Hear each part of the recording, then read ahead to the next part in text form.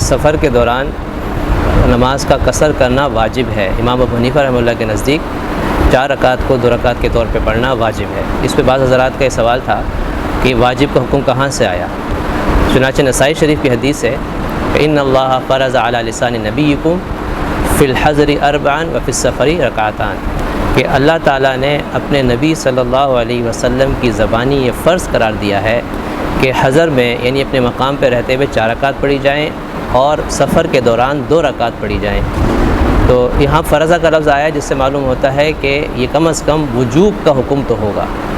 ایسے ہی صحیح روایت میں آتا ہے، صحیح حدیث میں آتا ہے کہ جب نمازیں فرض ہوئی تھیں تو ابتدا میں چاہے مقام کی ہوں یا سفر کی ہوں ساری نمازیں 2 رکعت تھیں۔ بعد میں اللہ تعالیٰ نے مقامی نماز کو 2 سے 4 کر دیا، لیکن جو سفر کی نماز تھی وہ 2 کی 2 رہیں۔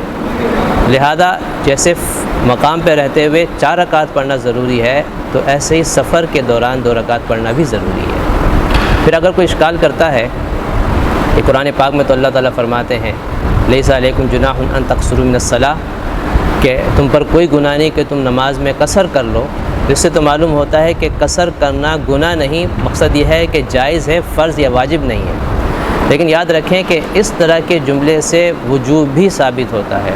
چنانچہ ایک جگہ اللہ تعالیٰ فرماتے ہیں فمن حج البیت او اعتمر فلا جناح علیہ ان یطوف بہما، کہ جو بھی حج یا عمرے کا ارادہ رکھتا ہو تو اس پر کوئی گناہ نہیں کہ وہ صفا مروہ کے درمیان سعی کر لے۔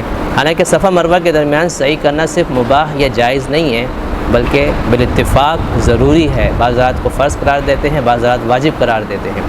تو بالکل ویسے ہی جملہ وہاں پر استعمال ہوا تو وہاں سے وجوب ثابت ہو رہا ہے، تو ایسے یہاں سے بھی وجوب ثابت ہوگا سفر کی نماز کے بارے میں۔ پھر آخری بات یہ ہے کہ آپ صلی اللہ علیہ وسلم کا مشہور ارشاد ہے صدقۃ تصدق اللہ علیکم فاقبلوا صدقتکم، کہ یہ قصر کرنا یہ اللہ تعالیٰ کی طرف سے صدقہ ہے، لہذا اللہ کے صدقہ کو قبول کرو۔ تو یہ اقبلو یہ امر کا صیغہ ہے جو وجوب کے لیے یہاں پر آیا ہے، یعنی اس صدقے کو قبول کرنا ہم پر ضروری ہے کہ اللہ تعالیٰ کی طرف سے یہ چھوٹ دی گئی ہے کہ 4 رکعت کی جگہ 2 رکعت پڑھی جائے۔ تو اس سے معلوم ہوتا ہے کہ قصر کرنا واجب ہے سفر کے دوران، جو 4 رکعت کی نمازیں ان کو 2 رکعت پڑھنا ضروری ہوگا۔